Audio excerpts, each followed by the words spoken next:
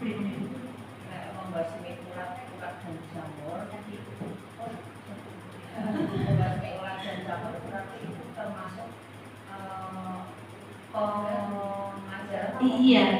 pembelajaran Ibu. Iya, pembelajaran. Masuk kalau di sistem pesawat paling.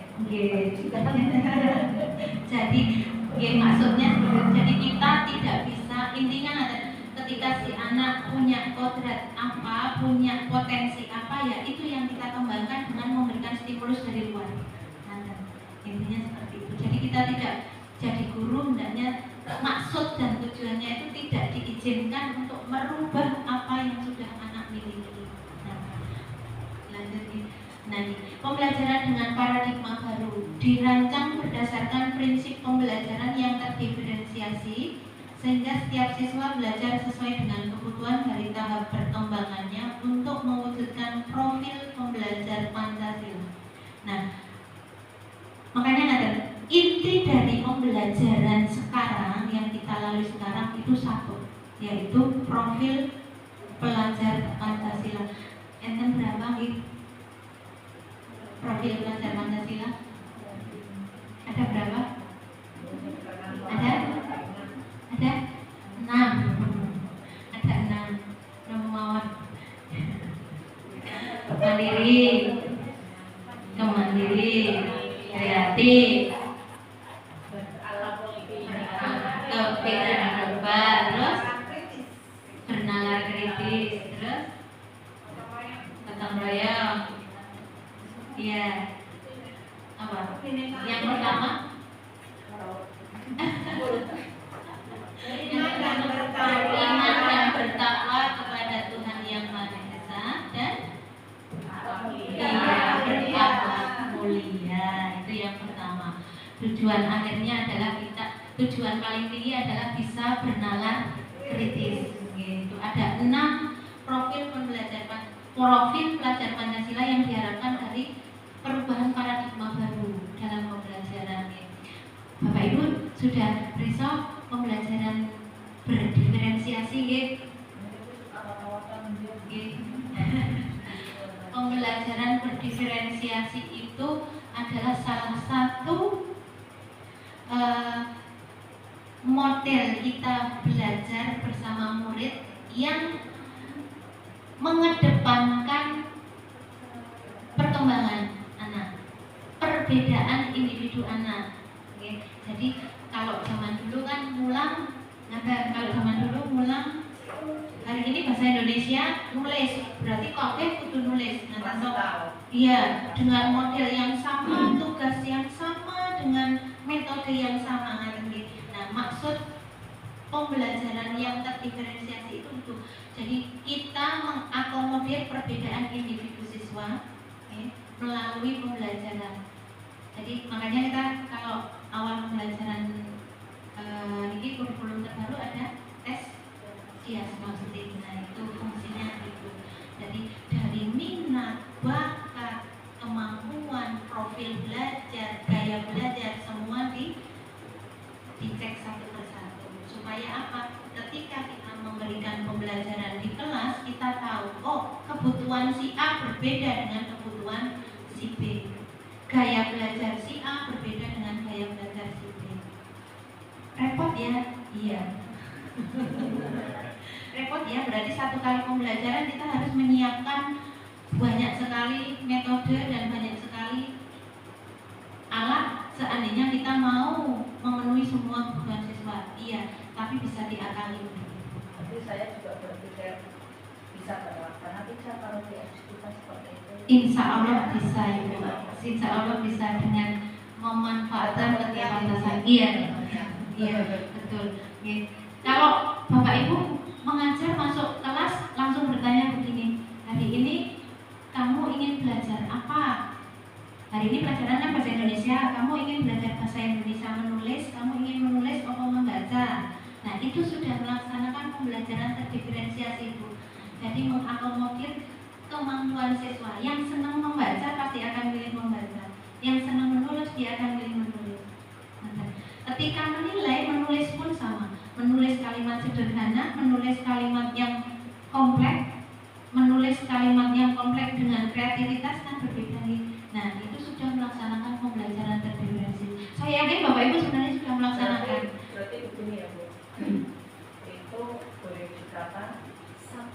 pelajaran, tapi untuk anak kesenangannya berbeda. Iya, betul. Sebenarnya yang satu suka membuat puisi. Iya, betul. Iya, betul. Iya, betul. Iya, betul. Kalau yang satu suka membuat karangan. Iya, betul. Iya, betul, Bu. Tapi sekolah punya hak untuk memberikan koridor, Ibu. Misalnya temanya ini, tetapi anak-anak diberikan batasan. Kamu membuat puisi dengan tema ini, kamu membuat prosa dengan tema ini. Jadi koridornya masih tetap jelas nih, Bapak Ibu. Tujuan pembelajarannya masih jelas. Lanjut, ya. Nah, ini kita masuk ke kebutuhan dasar manusia. Kenapa kita belajar kebutuhan dasar manusia? Karena pada hakikatnya setiap perbuatan manusia itu berdasarkan dengan kebutuhan dasar manusia. Kebutuhan dasar manusia ada 5. 1. Bertahan hidup. 2. Kasih sayang dan rasa diterima. 3. Penguasaan atau kemampuan atas kemampuan. 4. Kebebasan atau pilihan. Dan 5. Kesenangan. Dari kelima kebutuhan dasar itu yang poin paling utama atau puncaknya adalah kebutuhan bertahan hidup. Salah satu di antaranya kebutuhan bertahan hidup adalah makan, rumah, kebutuhan merasa aman, itu juga termasuk dalam kebutuhan bertahan hidup. Kasih sayang dan rasa diterima itu salah satu adalah dicintai dan mencintai, itu kasih sayang dan rasa diterima. Kemudian berteman, itu salah satu kebutuhannya. Penguasaan atau pengakuan atas kemampuan, kebutuhan atas diakui eksistensinya. Kalau teman kadang-kadang kan pengen terlihat ngacungan, bongreketan, itu salah atau benar, yang penting ngacung gitu anak-anak. Nah itu butuh diperhatikan, butuh pengakuan atas kemampuan. Kemudian kebebasan atau pilihan. Yang kelima kesenangan. Nah ini ada kasus. Kenapa kita belajar tentang kebutuhan dasar? Karena kita memandang setiap perbuatan siswa itu dari aspek ini, dari aspek pemenuhan kebutuhan dasarnya. Contoh kasus, Bu Ambar, guru wali kelas 2A di SD Pelita Hati, sedang bingung menghadapi ulas salah satu murid di kelasnya Doni. Beberapa anak di kelas 2A telah datang padanya dan mengeluhkan Doni yang seringkali meminta bekal makan siang mereka dengan paksa. Jika Anda menghadapi situasi seperti Bu Ambar, apa yang akan Anda lakukan? Menurut Anda, kira-kira apa alasan Doni melakukan hal itu? Monggo, Bu Endah bisa menyampaikan, Bu Cobi, Bu. Alasan Doni dulu. Alasan Doni melakukan hal itu, coba. Setiap kita memandang suatu masalah pasti dari sudut pandang yang berbeda selalunya. Jadi Putri mungkin jawabannya nanti berbeda dengan Pak Vito. Pak Vito nanti berbeda dengan Bu Un, karena apa? Sudut pandangnya berbeda. Bu Endah, Cobi, atau ada yang sudah siap menjawab? Ya mungkin itu si Doni dengan adanya latar belakang dari Doni, dari keluarga, mungkin orang tuanya kurang perhatian dalam hal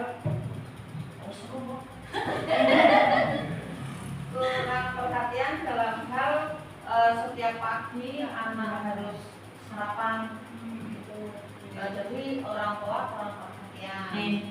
Salah satunya orang tua kurang perhatian. Itu dari latar belakang keluarga. Dari latar belakang keluarga. Makanya dia selalu jaluk nyuwun makan orang mendawani, orang sarapan sampai sekolah temannya bawa. Ini gitu.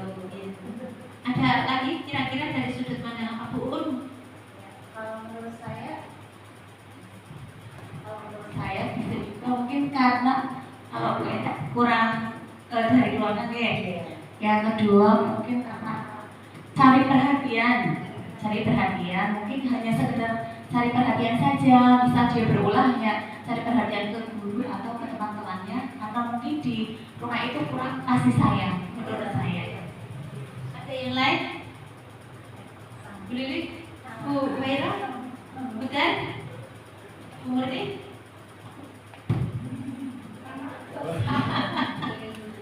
Kalau misalnya begini, mungkin nggak kalau misalnya Doni itu sebenarnya cuma iseng gitu, mungkin nggak? Jadi kalau lihat temennya nangis senang, ada nggak yang nangis? Ada ya? Jadi kalau temannya nangis, ih seneng, mukanya lucu gitu. Ada. Terus atau lagi misal di rumah ibunya misalnya gini, ibunya senang dengan karpet bagus itu misalnya, ibunya memberi bekal selalu dengan semua yang berbau wortel misalnya, dari puding wortel, sup wortel, kue wortel misalnya. Padahal ibunya maunya bagus biar anaknya sehat, tapi si anak tidak begitu suka misalnya. Terus dia lihat temannya makanannya kok enak, bervariasi, aku pengen nyoba gitu. Mungkin nggak ya gitu? Mungkin ya, mungkin ya. Kita lihat saja gitu. Jadi dilihat dari aspek kebutuhan dasar yang ingin dipenuhi, kita lihat.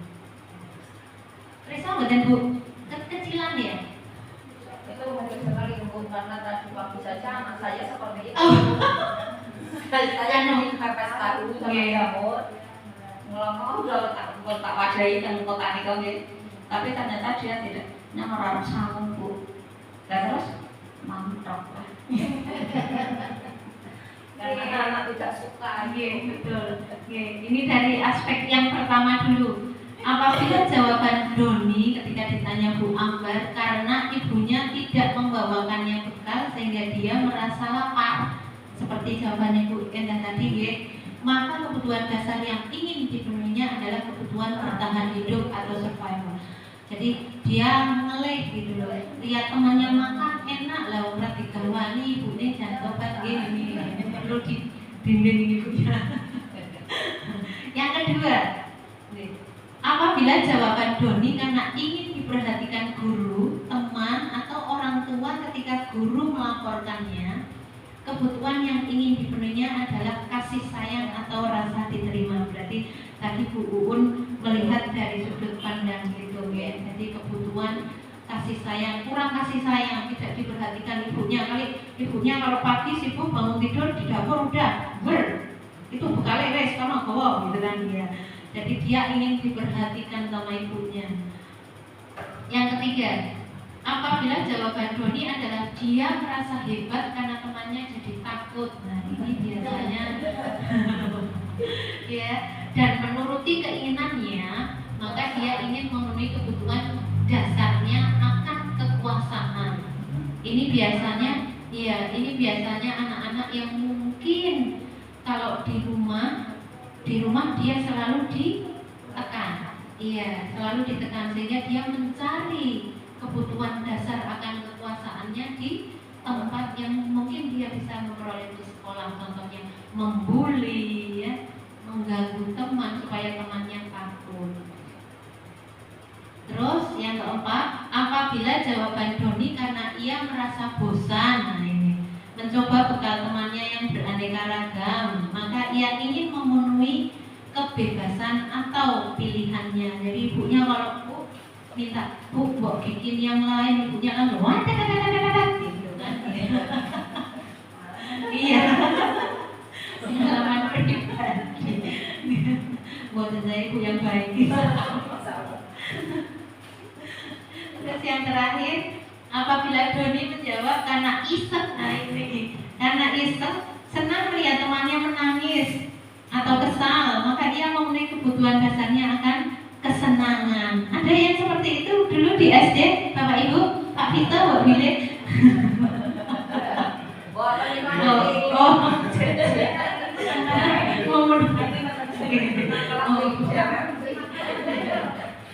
Ini Bu Enda kayaknya yang dulu.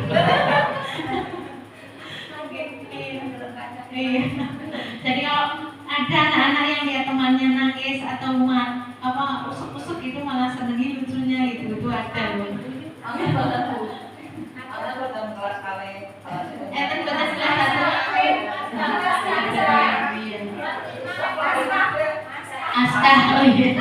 Muridnya 4 minit aja.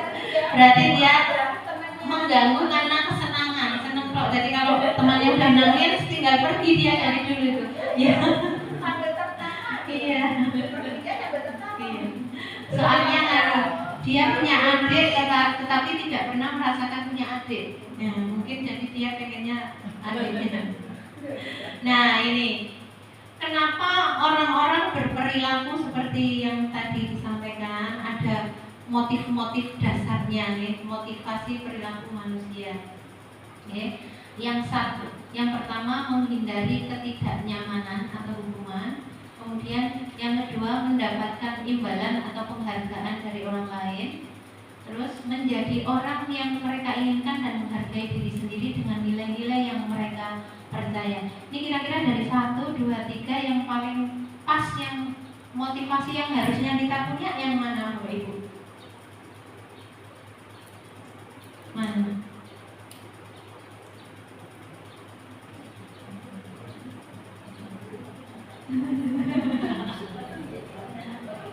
Iya.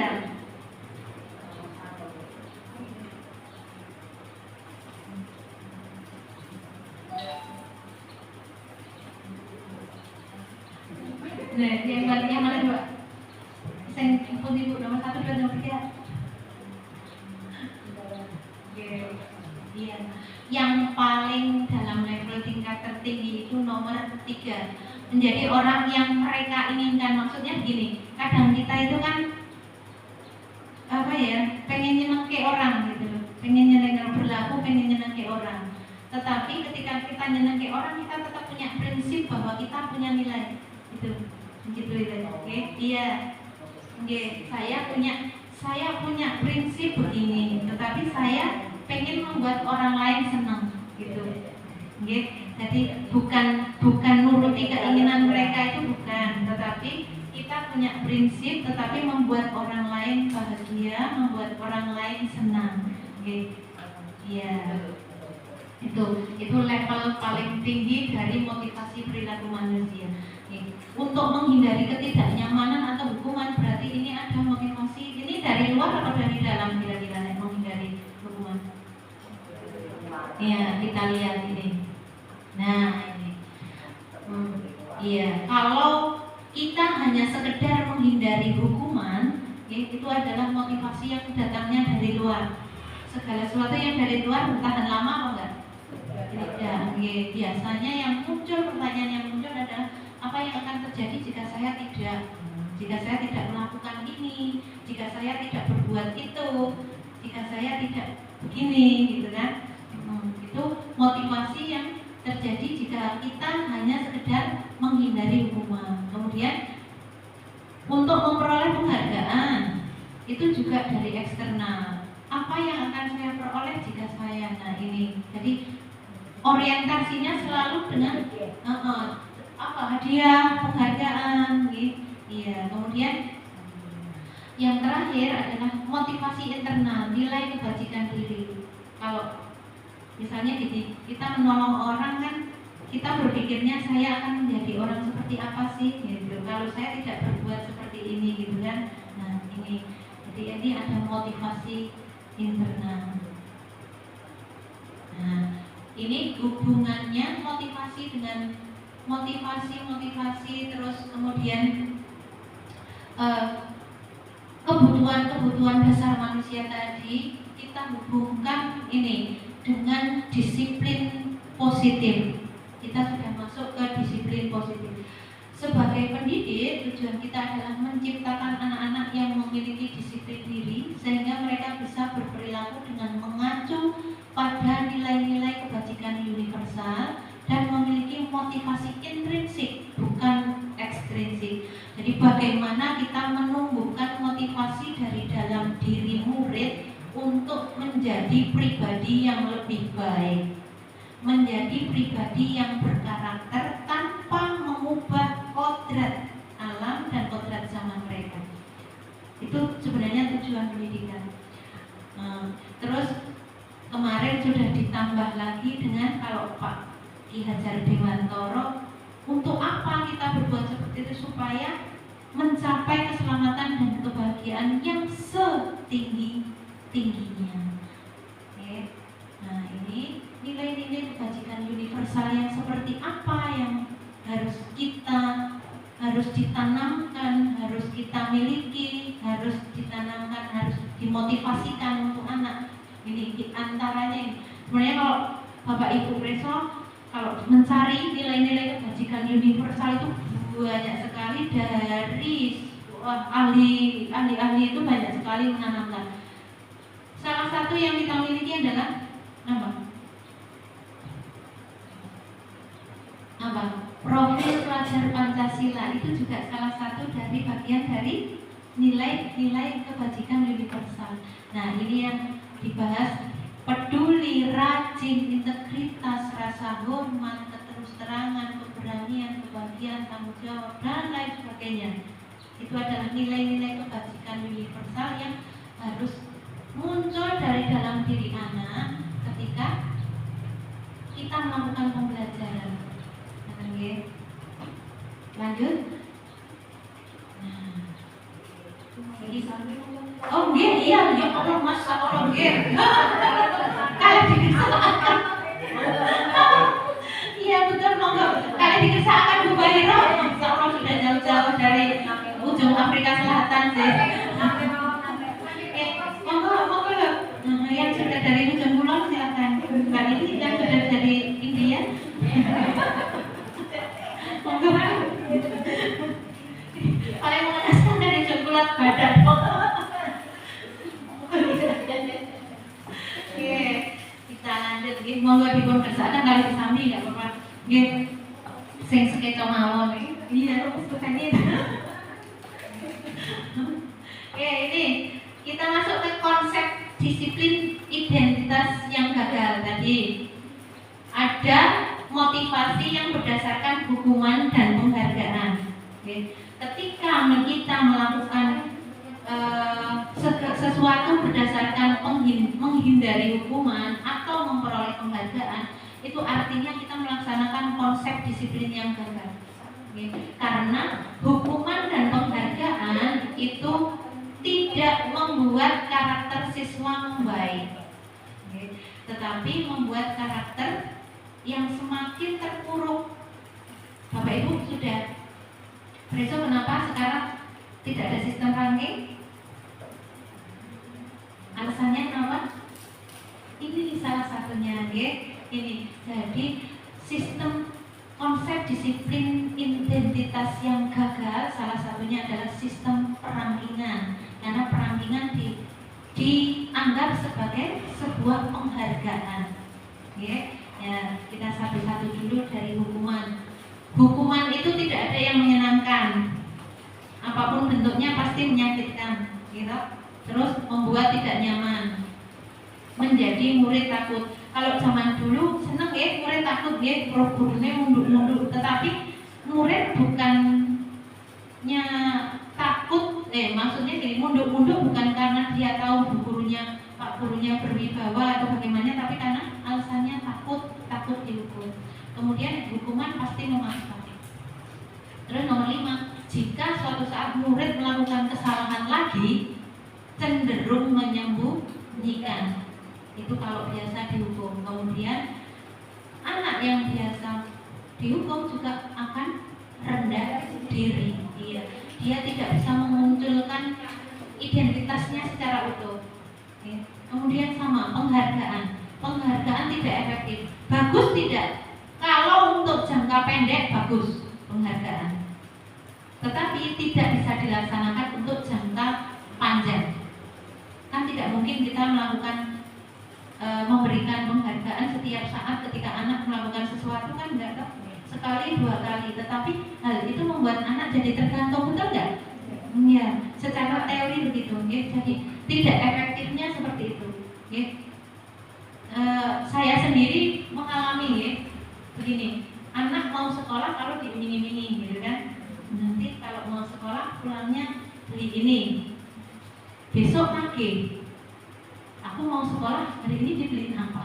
Nah kan, iya, kalau tidak mau sekolah mungkin anaknya mau sekolah tapi perasaannya tidak mudah bahwa sekolah itu suatu kewajiban loh, gitu kan? Jadi orientasinya sudah aku nanti kalau sekolah dibeliin. Nah, jadi sekolah sama dengan hadiah, kan? Gitu. Jadi itu tidak efektif. Kemudian merusak hubungan.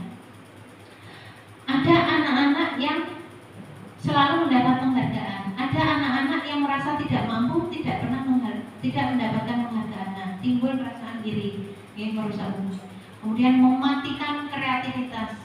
Alah, kadaran nanti juga dikasih. Nah, dengan sistem ranking. Nah ini kenapa sistem ranking ditiadakan, karena salah satunya ini kita menghindari konsep disiplin identitas yang gagal, kemudian merampas hak anak menghargai diri sendiri. Bapak Ibu kalau punya putra usia TK, SD, kecil, kelas rendah pasti pernah merasakan begini, anaknya merasa bangga ketika melakukan sesuatu sendiri, betul? Iya, sebenarnya itu kalau dikasih hadiah secara teori itu sudah tidak diizinkan. Karena apa?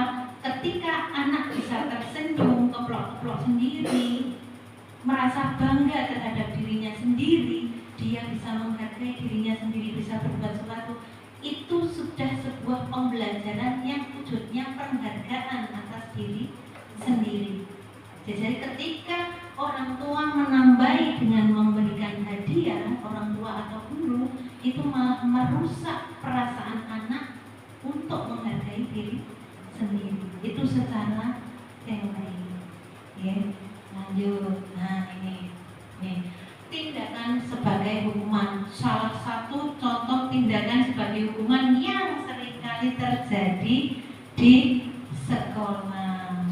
Ini bukan maksudnya bukan tindakan yang benar, tetapi sudah terbiasa dilakukan, betul? Lari keliling lapangan 2 kali karena hadir terlambat. Apa hubungannya hadir terlambat sama lari? Kan tidak ada hubungannya ya. Iya. Kemungkinan bocah senang kedua mungkin bisa masuk rumah sakit juga kalau anaknya kena asma, gitu kan? Iya. Terus push up 15 kali karena seragam tak lengkap di hari Senin. Push up sama seragam kan tidak ada hubungan sama sekali ya. Memang kalau sudah push up seragamnya besok lagi di seragam kan enggak. Memecahkan masalah enggak? Membersihkan WC karena berkata kotor dan kurang sopan kepada guru. Oh itu WC identik dengan kotor, makanya suruh nyikat WC biar bersih gitu. Kan tidak ada yang perlu ditanyakan di keterlambatan itu karena apa? Iya betul. Ketika ada anak yang melakukan kesalahan, nanti dimasuk di restitusi Bu. Bu Endah sudah bisa ke depan meraba. Termasuk saya tuh kalau pacaran anak tak suruh balik dulu ke sana, terus setelah selesai tak suruh nyimiti sama salah apa benar? Tujuannya kan beda Bu, itu untuk kebersihan bersama gitu benar. Sebenarnya gini, mungkin sebenarnya tidak ada tindakan yang salah dan benar itu, mungkin kurang tepat saja, tidak tepat sasaran namanya. Iya. Semua tindakan sebenarnya tindakannya tujuannya saya yakin memang benar gitu, tindakannya benar tapi tidak benar gitu ya, wong gitu.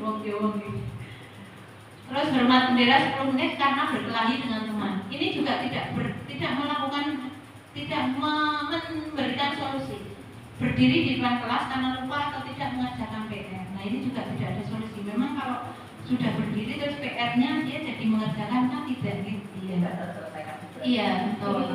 Gitu. Jadi itu tindakan contoh tindakan yang sebagai hukuman.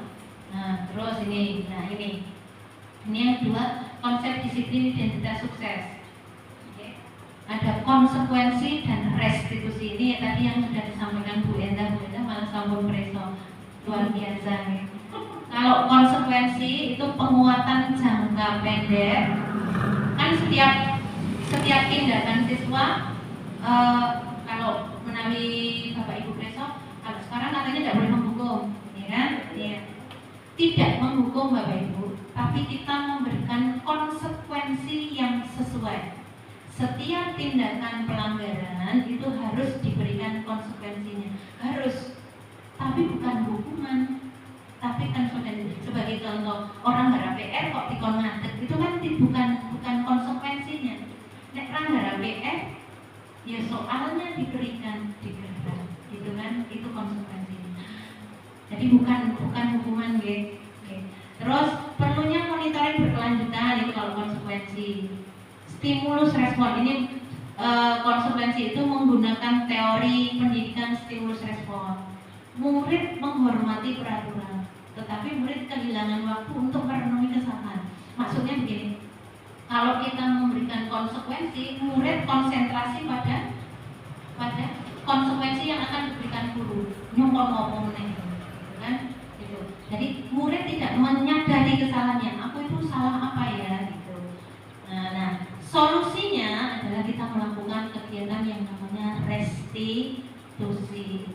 Murid bertanggung jawab atas perilakunya, terus kita menggunakan teori kontrol, fokus pada pemecahan masalah jangka panjang, murid menghormati dirinya dan orang lain, dan murid berkesempatan memperbaiki kesalahan. Itu seratannya sepelentu-pelentu ibu itu kali berkeluar di malam. Lanjut. Nah, ini contoh tindakan-tindakan sebagai konsekuensi. Nah, ini mencatat kalimat saya tidak akan terlambat 100 kali di buku catatan karena datang terlambat. Nah, ini adalah contoh konsekuensi. Jadi kalau bahasa mudahnya memberikan benang merah antara kesalahan dengan apa yang kita berikan sebagai konsekuensinya. Nek terlambat, ya mungkin lari lapangan gitu kan itu tidak ada benang merahnya. Nek terlambat supaya tidak terlambat kan memberikan stimulus supaya besok lagi tidak terlambat. Ya, contohnya menulis supaya ingat saya tidak akan terlambat di buku catatan ping 100. Itu contoh konsekuensi. Membersihkan coretan yang dibuatnya di tembok atau meja. Nah, itu contoh konsekuensi.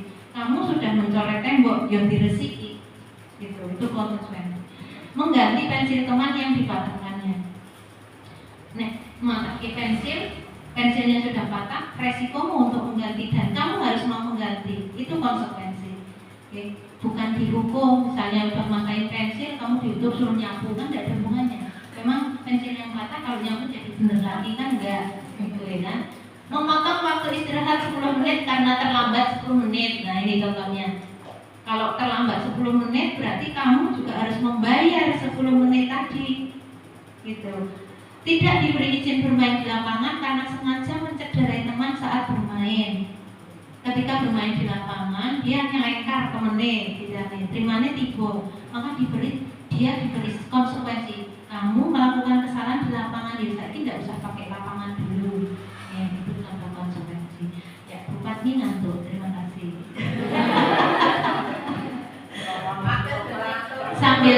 sambil menikmati ketikan, nah ini contoh, ya ini itu bukan saya ya. Iya, cantik sekali itu Bu Guru dari Jawa Barat. Pendekatan restitusi Bu. Mirip Bu Murni katanya, oh berarti itu mungkin keturunan Banjar juga Bu.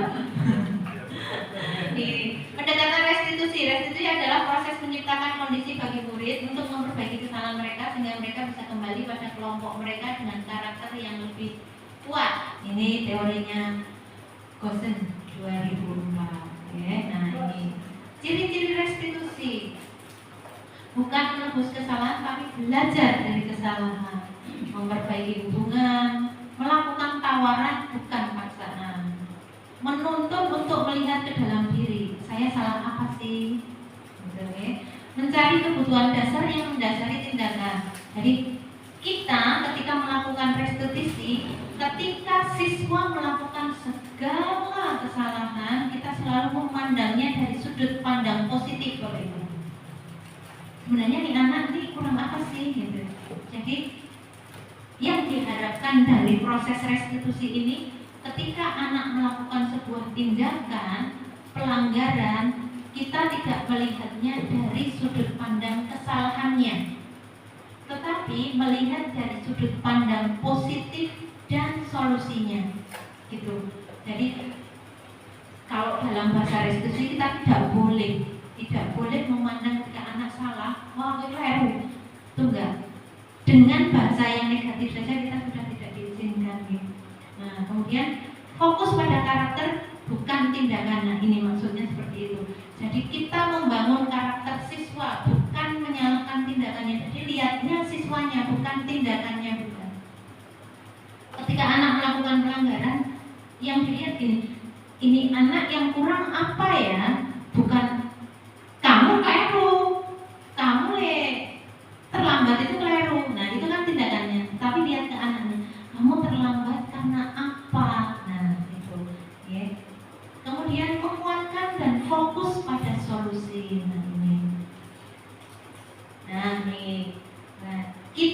sebagai guru ketika melakukan restitusi kita harus menempatkan diri pada 5 posisi kontrol. Ada penghukum, pembuat rasa bersalah, teman, pemantau, dan yang terakhir sebagai manajer. Kira-kira Bapak Ibu yang sering jadi apa ya? Pemantau. Pemantau itu sudah bagus. Kalau sudah yang pertama langsung jadi pemantau itu sudah bagus berarti. Iya. Tapi saya sendiri ya, sebelum saya sinau ini restitusi, saya akui saya itu penghukum. Ketika ada anak melakukan kesalahan, orientasi pertama adalah hukuman apa untuk anak ini. Nah itu berarti saya pikirannya kan jadi penghukum. Kalau enggak, membuat rasa bersalah. Kalau ada anak yang melanggar hubungan, bagi biaya tahunya melas kalau bu guru. Nah gitu kan anak jadinya iya kasihan bu guru gitu ya. Iya. Nah itu yang duit dia. Nah posisi yang paling tepat nanti kita lihat ya. Nah ini posisi kontrol restitusi banyak sekali itu ya Bapak Ibu, banyak sekali. Nah kita lihat ini saja. Nah bentar ya, kita lihat ini sambil istirahat kita lihat video dulu Bapak Ibu biar lebih paham.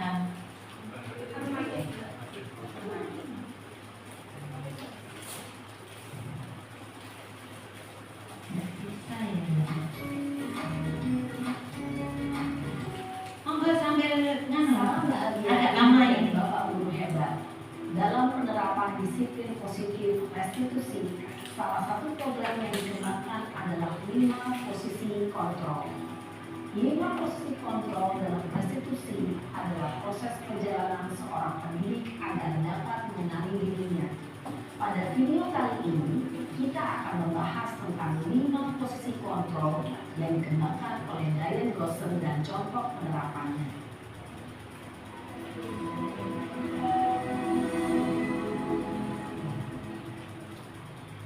Lima posisi kontrol itu adalah 1.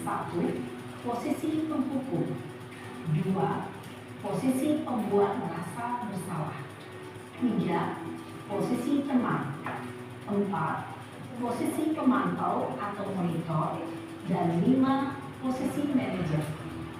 Untuk lebih memahami kelima posisi tersebut, mari kita saksikan kasus Naren yang terlambat hadir 20 menit di sekolah dan melihat bagaimana kelima posisi kontrol dalam menghadapi masalah tersebut.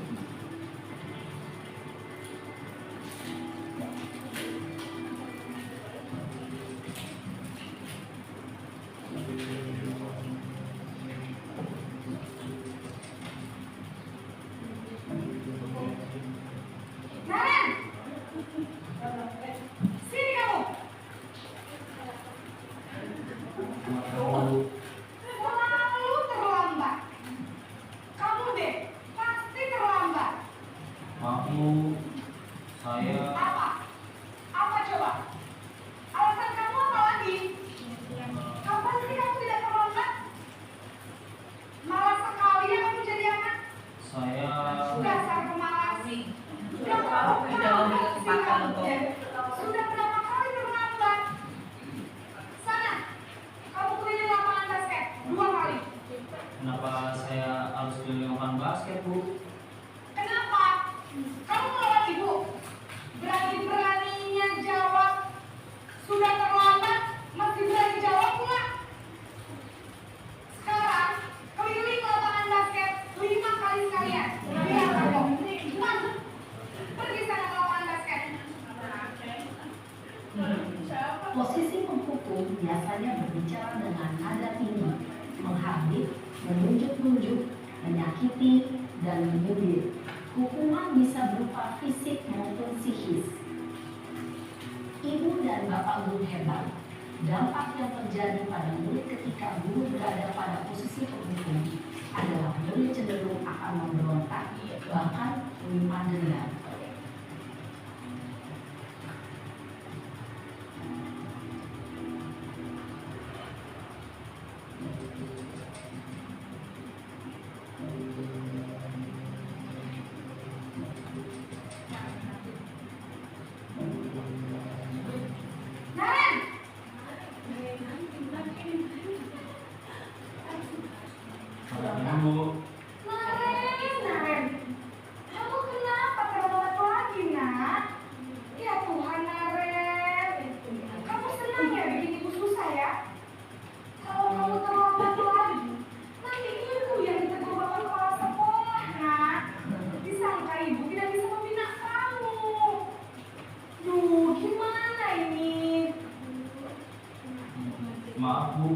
Duh Gusti Naren. Aku suka ya kalau ibu tegur bapak kepala sekolah. Terus, sekarang ibu harus tulis apa ini di buku absen?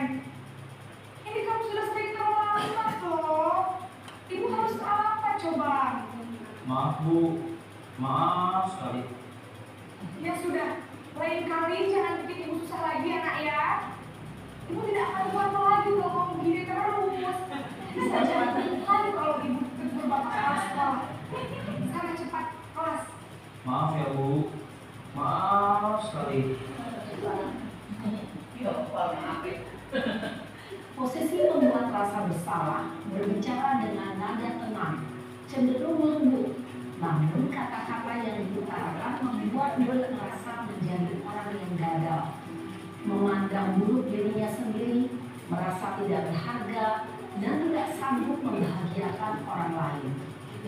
Ketika guru mengambil posisi membuat rasa bersalah, murid akan menganggap dirinya yang bersalah dan ia akan menyimpan emosi negatif tersebut di dalam dirinya.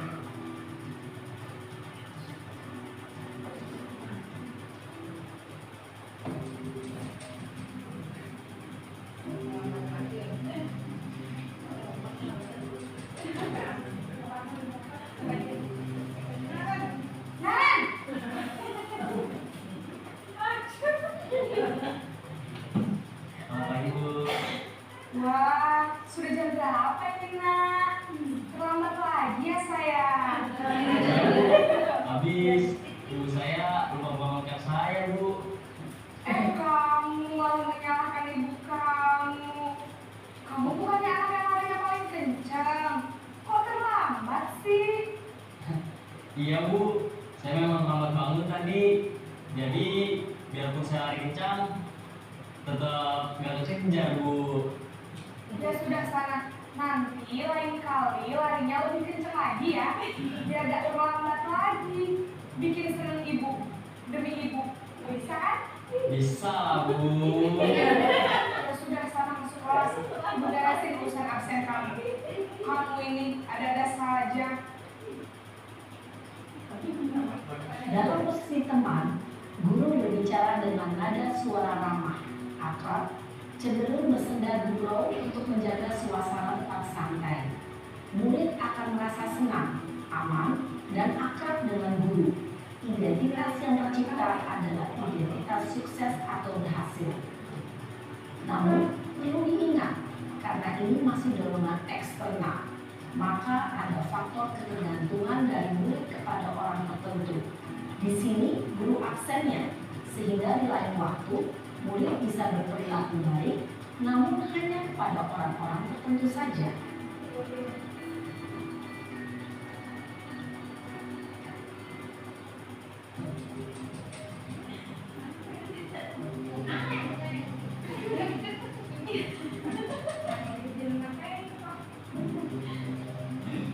Naren!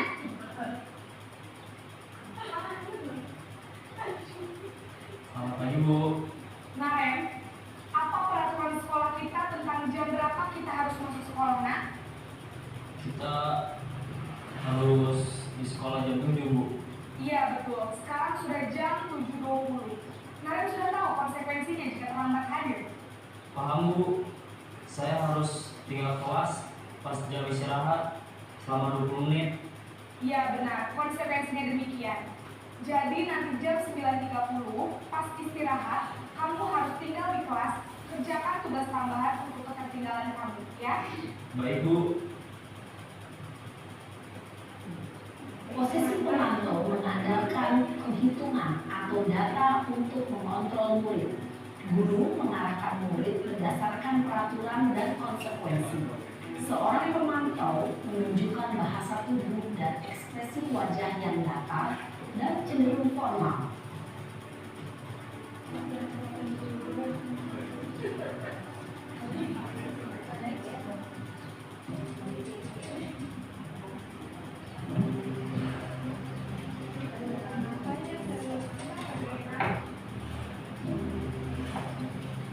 Naren!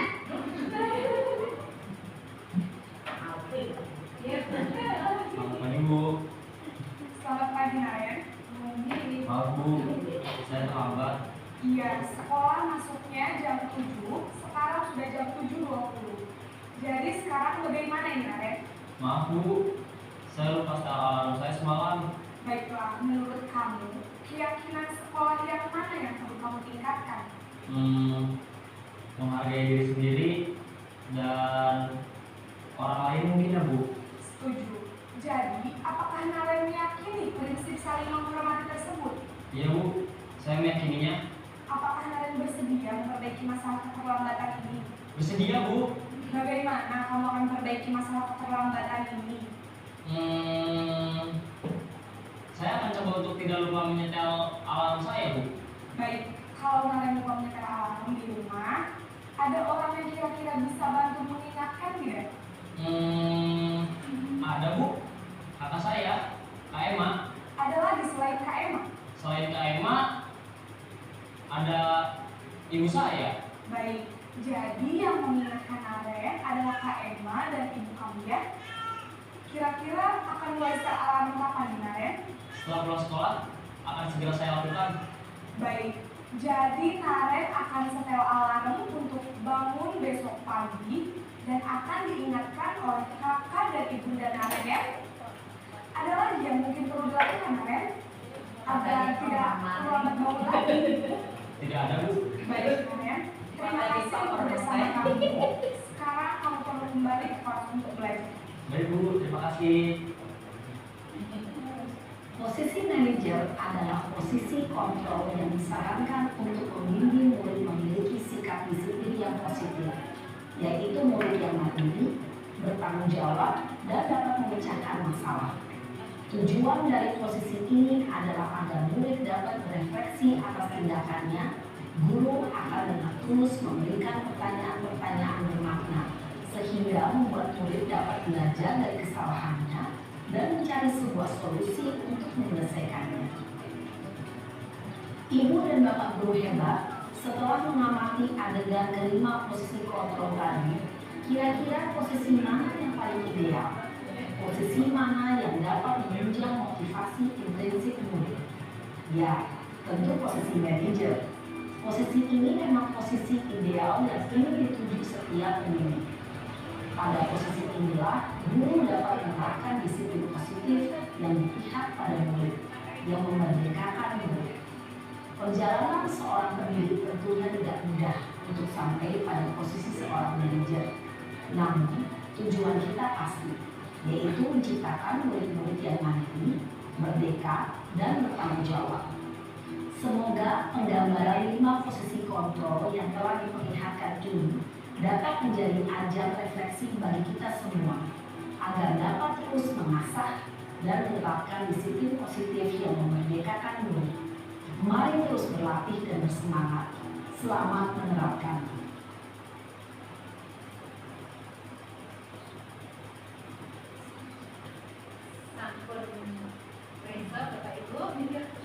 Sampun jelas ya, itu contoh 5 posisi kontrol yang harus kita ketahui dan 1 posisi kontrol yang harus kita laksanakan. Jadi apa nggih? Jadi manajer nggih. Posisi paling ideal. Lanjut. Agak ngebut ya.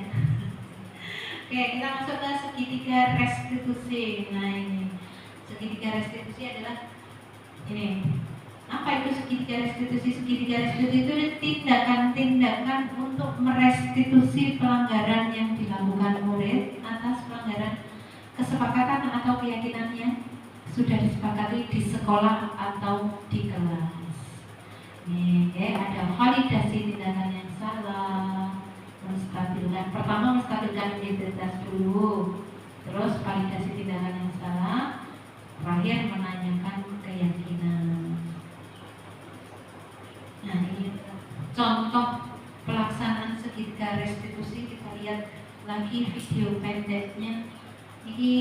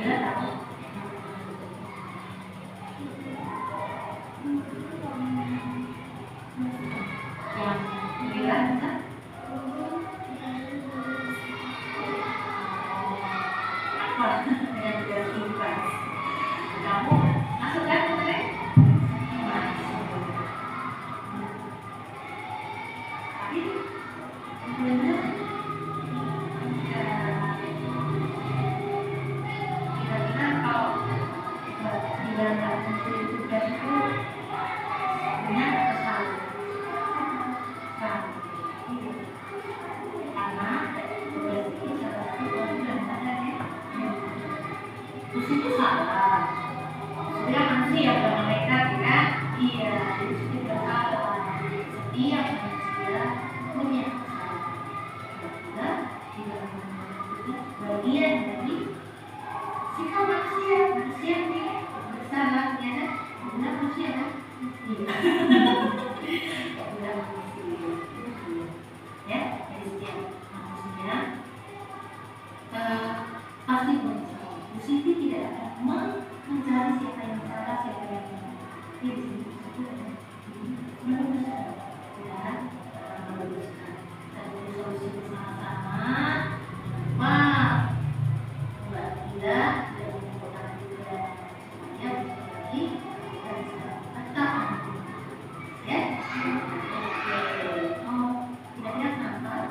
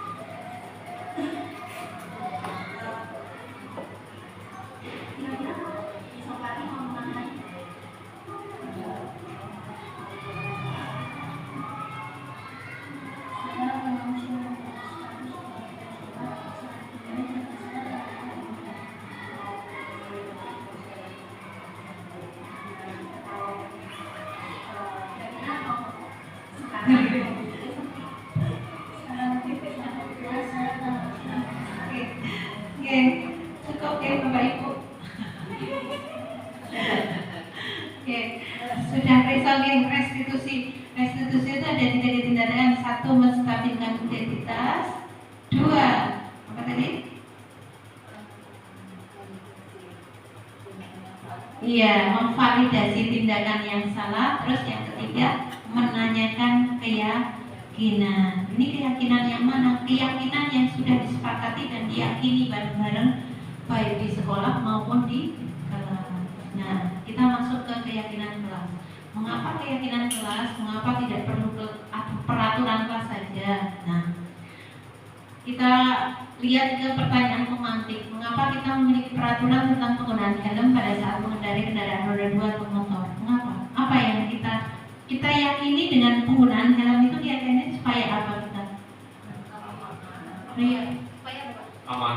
Iya, betul. Aman berhubungan dengan apanya kita? Iya, betul. Berhubungan dengan apa? Iya, betul sekali. Kita meyakini tentang nilai keselamatan. Oke.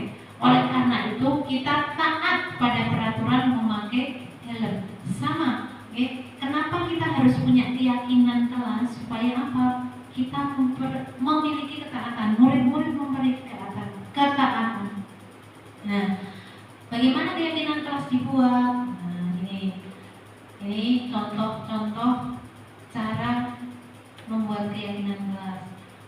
Lebih abstrak dari peraturan, sedikit saja agar mudah diingat, berupa pernyataan universal sesuai dengan kondisi kelas dan sekolah agar mudah diterapkan. Nah, ini yang paling penting, dibuat dalam bentuk positif dan semua warga kelas atau sekolah dilibatkan. Ini yang kita mau buat, keyakinan kelas atau keyakinan sekolah. Kalau keyakinan sekolah berarti melibatkan semua warga sekolah. Tetapi kalau keyakinan kelas, kita membuat seluruh warga kelas, ya. Nah, dibuat dalam bentuk positif. Jadi gini, kalimatnya itu jangan kalimat negatif, Bapak Ibu.